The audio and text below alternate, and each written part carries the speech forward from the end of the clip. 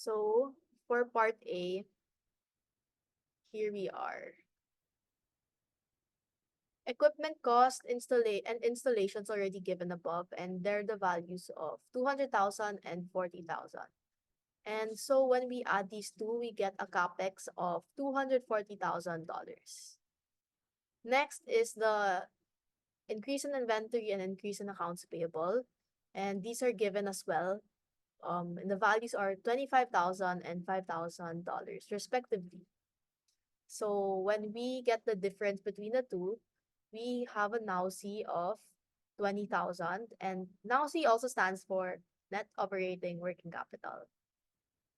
So next we go to project operating cash flows. So for unit sales and price per unit is already given above, and unit sales is equivalent to 100,000 and price per unit is $2. And so when we multiply the two, we get total revenue, which is $200,000. So then we move on to operating costs without depreciation. So to get that, we get 60% of total revenue, resulting to $120,000. And here we see their values, depreciation. These are already given above, right here. And so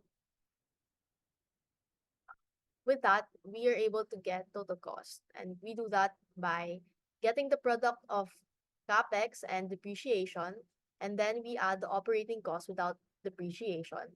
And we do that for each of the years.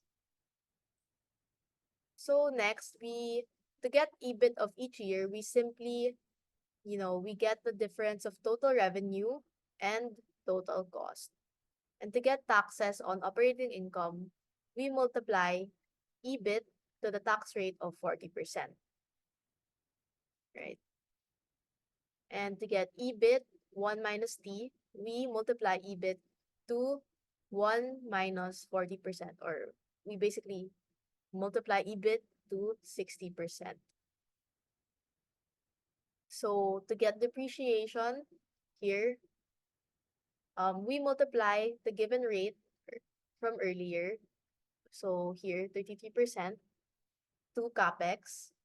And finally, to get EBIT 1 minus T plus depreciation, here, we multiply EBIT to 1 minus the tax rate and then add the depreciation.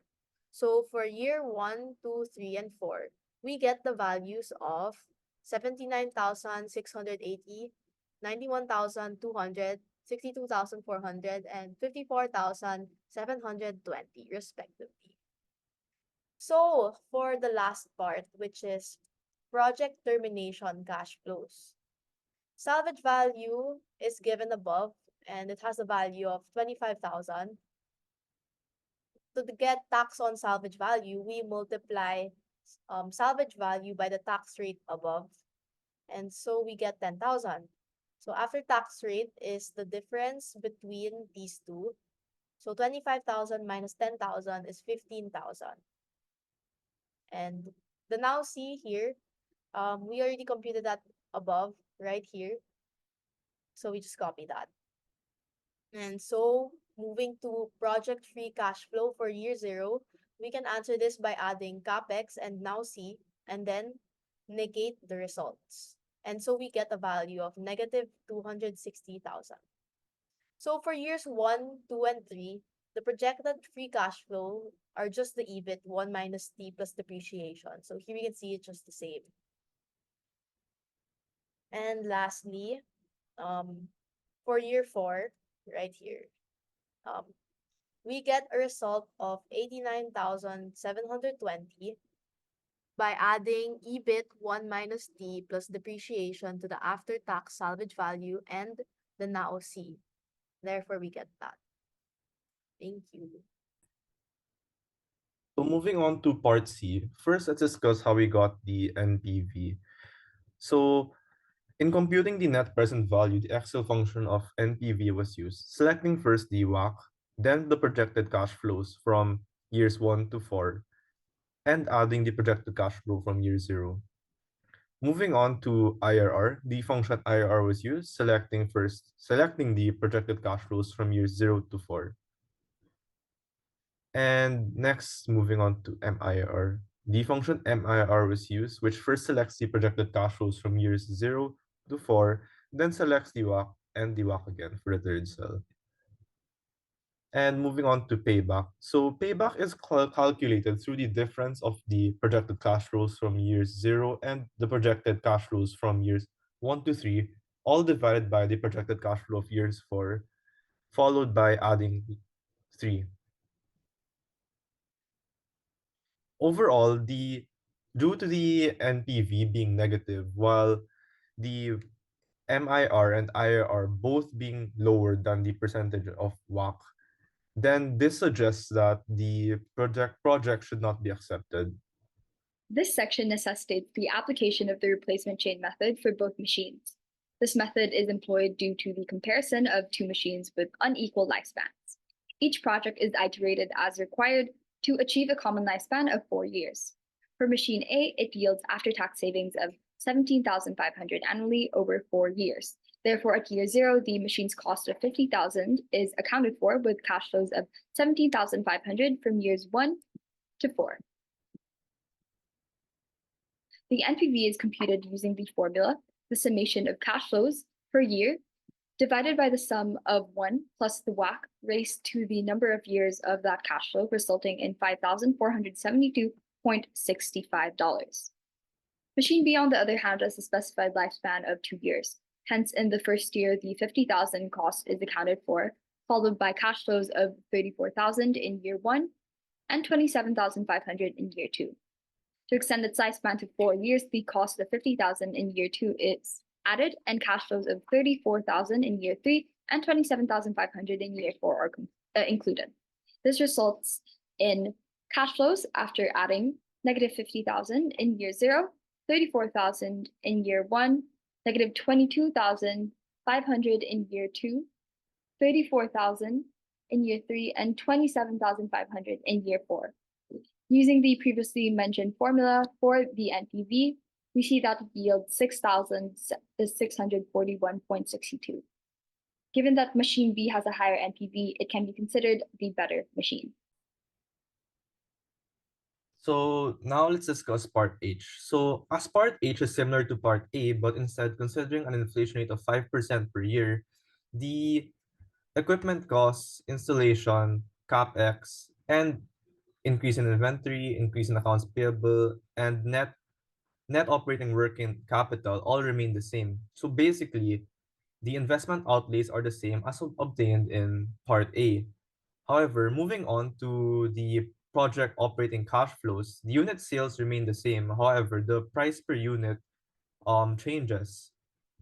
So the price per unit changes due to inflation. So in year 1, it is 2.1. This is obtained through 2 multiplied by 1.05, which accounts for inflation, while years 2, 3, 4 are all obtained by multiplying the price per unit of the previous year by 1.05 to account for inflation.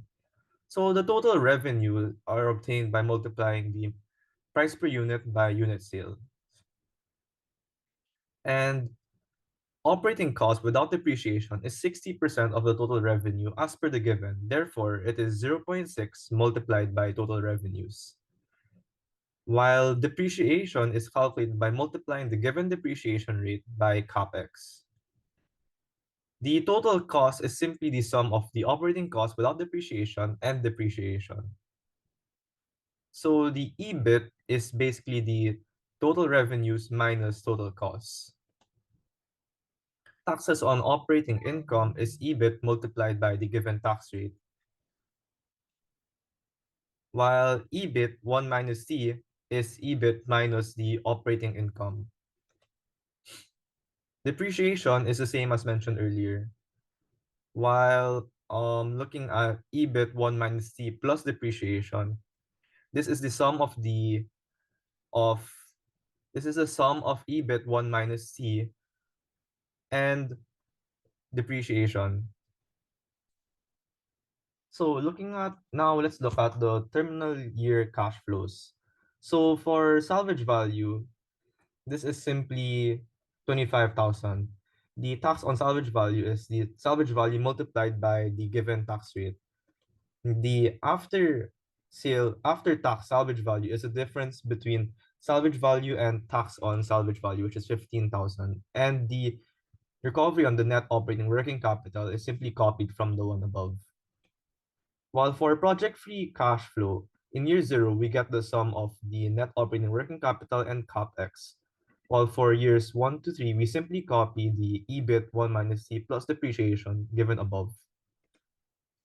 And lastly, for year 4, we get the sum of EBIT 1 plus T plus depreciation, after-tax salvage value, and recovery of net operating working capital, which results to $100,064. Well, for the results, this is calculated in a similar way as mentioned in part C, actually identically, which is the NPV function, IR function, MIR function, and the same payback formula from the one given earlier. Overall, the results suggest that a project should be accepted due to the NPV being a positive value and MIR being above the WACC, which is 10%. Moving on to part I, to calculate the expected NPV, the sum product Excel function is utilized. First, all probabilities from worst to best case NPV are accounted for, followed by the respective NPVs, resulting in 14,968. The standard deviation of the NPVs is computed using the formula, the square root of the sum of each scenario's NPVs subtracted by the expected NPV squared and multiplied by the respective probabilities. Finally, the coefficient of variation is obtained by simply dividing the standard deviation by the expected NPV. Finally, in part N, the NPV is calculated using the Excel formula, plus the projected free cash flow of year 0, garnering a net present value of negative 2,226. Similarly, the IRR and the MIRR are computed using their respective Excel formulas. For the payback period, on the other hand, the formula involves determining the year before the discounted payback period occurs, that being 3, plus the cumulative cash flows in the year before recovery divided by the discounted cash flow in the year before recovery, thus resulting in 3.12 years. Consequently, the project should not be accepted due to the negative NPV and both the IRR and the MIRR being lower than the WACC. Thank you for listening.